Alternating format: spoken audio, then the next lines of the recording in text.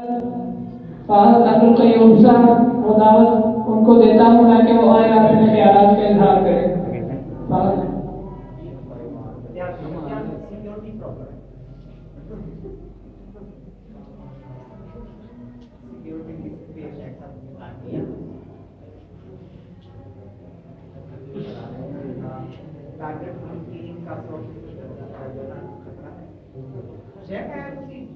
نحمده ونصلي على رسوله الكريم أما بعد فأعوذ بالله السميع العليم من الشيطان الرجيم بسم الله الرحمن الرحيم وإنك لعلى خلق عظيم صدق الله العظيم حضور آئے تو سر آفرین شفا گئی دنیا،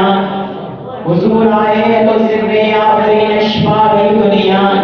اندھیروں سے نکل کر روشنی میں آ گئی دنیا، ستے چہروں سے زن گزرا بجھے چہروں پہ نور آیا، حضور آئے تو انسانوں کو جینے کا شعور آیا۔ محترم اساتذہ اکرام اور میرے ہم مکتب ساتھیوں،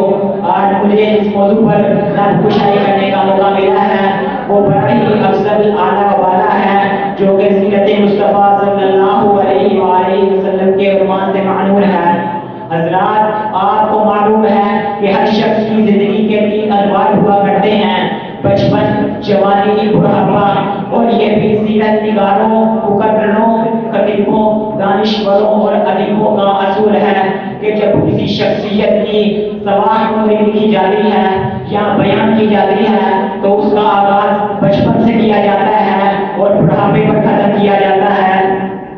لیکن میرے محبوب پیغمبر ساقی کوثر شافی محشر محمد مصطفیٰ احمد مجتبیٰ صلی اللہ علیہ وآلہ وسلم کا آغاز بھی عجیب اور اختتام بھی عجیب۔ سیرت مصطفیٰ کا آغاز عالمی ارواح سے ہوتا ہے اور سیرت مصطفیٰ کا اختتام عالمی حشر و نشر پر ہوتا ہے۔ یہی وجہ ہے کہ کسی نے حضرت ام المؤمنین حضرت عائشہ رضی اللہ تعالیٰ عنہا سے ملک اخلاق کے بارے میں پوچھا تو آپ نے فرمایا کیا تم قرآن نہیں پڑھتے؟ سارا قرآن میرے مصطفیٰ کی سیرت ہے۔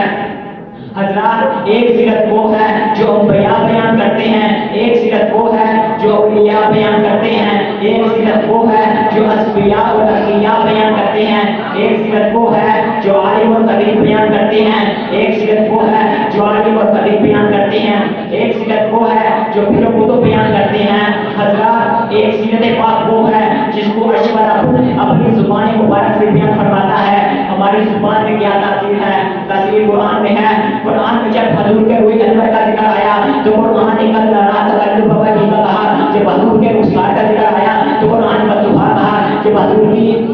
زلفوں کا ذکر آیا تو قرآن نے بدلیل کہا، جب حضور کے رضائے مبارک کا ذکر آیا تو قرآن نے یاسین والقرآن حکیم کہا، جب حضور کے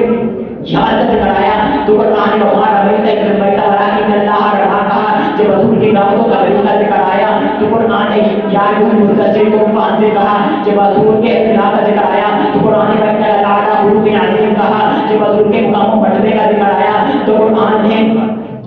جب حضور کے مقام و مرتبے کا ذکر آیا تو قرآن نے حضور کے مقام و مرتبے کا ذکر آیا تو قرآن نے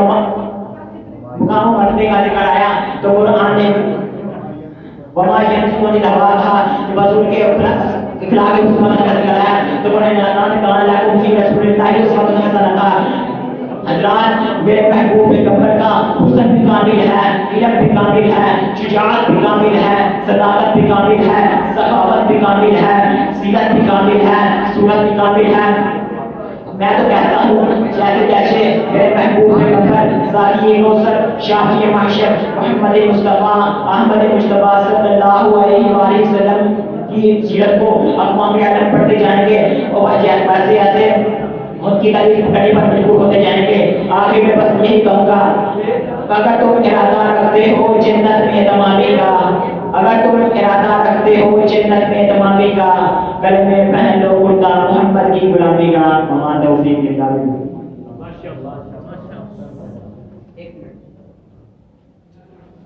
ایک دو لفظی غلطیاں ہیں